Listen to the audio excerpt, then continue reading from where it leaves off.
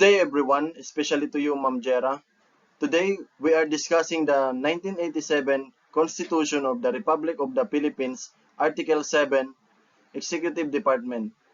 So, now we will proceed to the first topic, which is executive power. Executive power, home vested, Section 1. The executive power shall be vested in the President of the Philippines.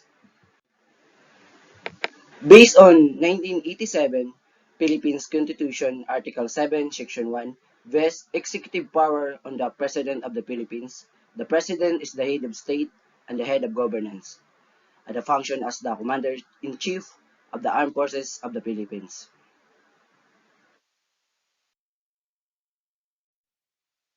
To make it easier to us to understand the executive department, first, let's talk about the president. The president is the head of state, the representative of the Philippines, and the head of governance.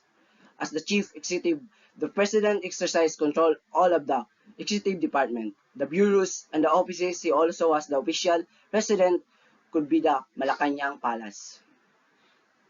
The next in line is the vice president. This is the second highest official in the Philippines. And also, lastly, we had a cabinet. Cabinet member is the advisory of the president. Based to Article 7, Section 4, the President and Vice President election start on second Monday of May every 6 years, and start of office of the President and Vice President at 30th of June following the day of election, and end of term of the President and Vice President after 6 years, noon of June, and both President and Vice President can be removed through impeachment.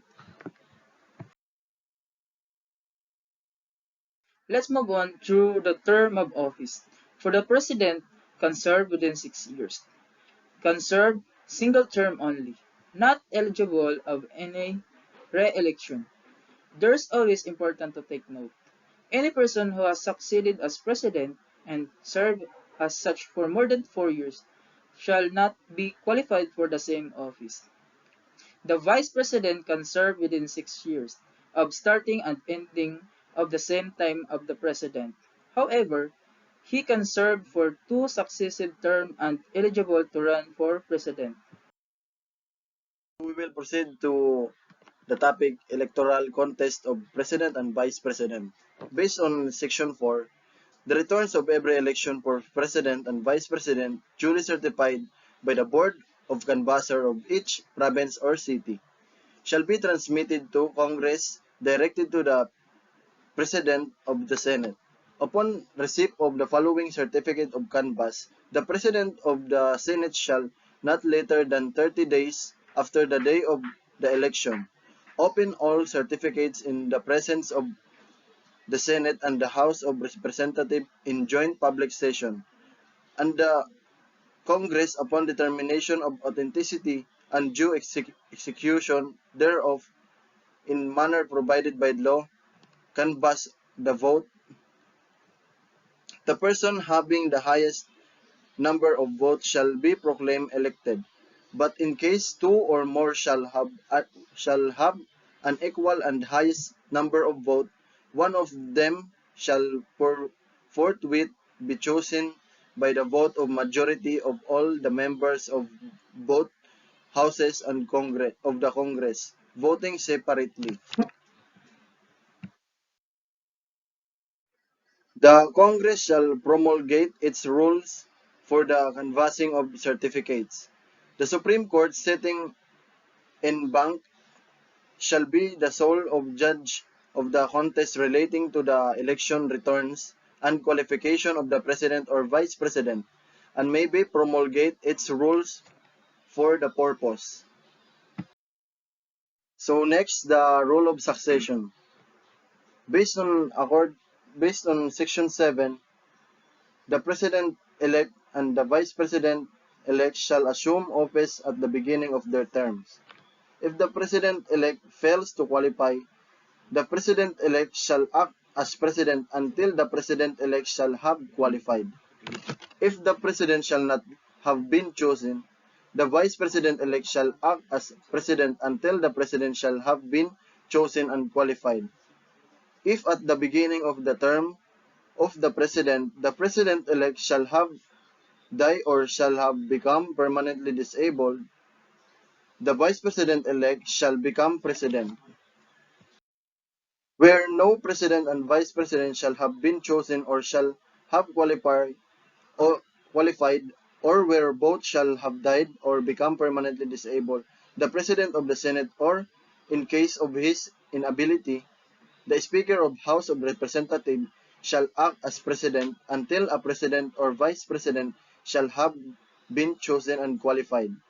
The, the Congress shall by law provide for the manner in which one who is to act as President shall be selected until a president or vice president shall have qualified.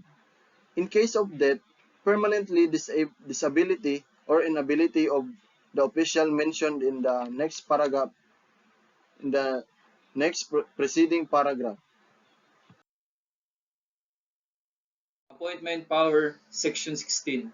The President shall nominate and, with the consent of the Commission on Appointments, appoint the heads of the executive departments, ambassadors, other public ministers and consuls, or officer of the armed forces from the rank of colonel or naval captain, and other officers whose appointment are vested in him in this Constitution. He shall also appoint all other officers of the government whose appointments are not otherwise provided for by law, and those whom he may be authorized by law to appoint. The Congress may, by law, vest the appointment of other officers lower in rank in the President alone, in the courts, or in the heads of department, agencies, commission, or boards.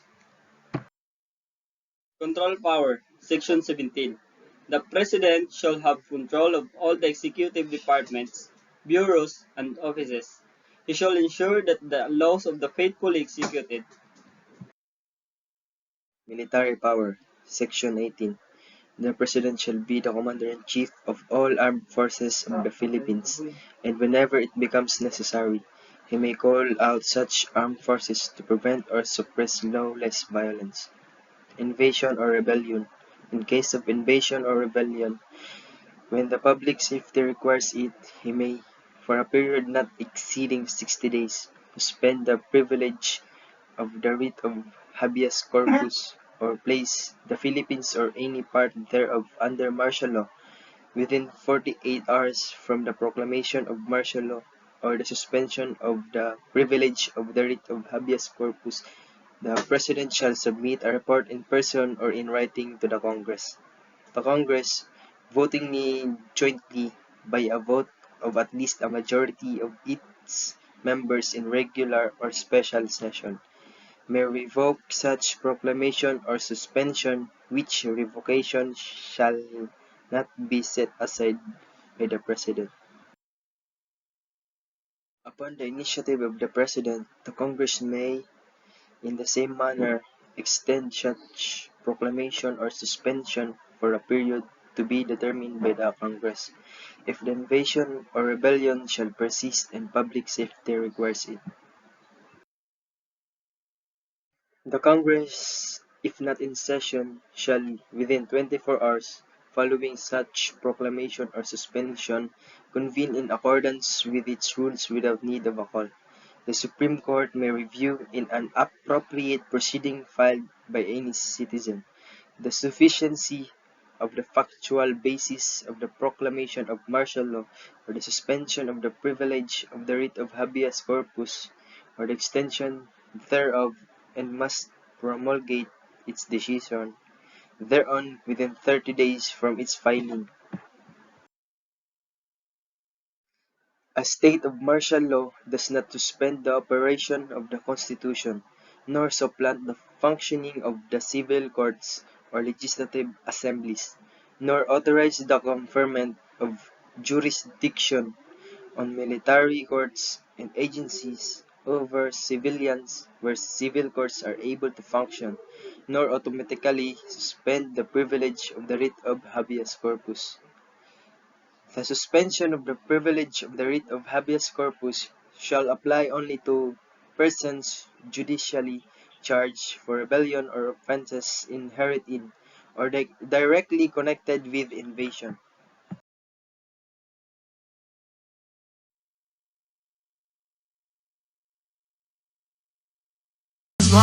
Done, done.